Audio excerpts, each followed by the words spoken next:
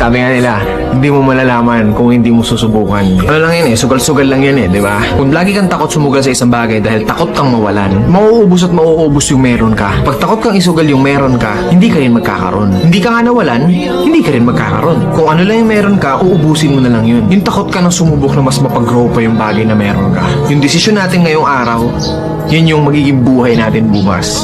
Kung nasaan ako ngayon, kung nasaan ka ngayon, desisyon mo yan kahapon. So, kung magdidesisyon tayo ngayon ng magandang desisyon, malaki ang posibilidad na meron din tayong magandang buhay bukas.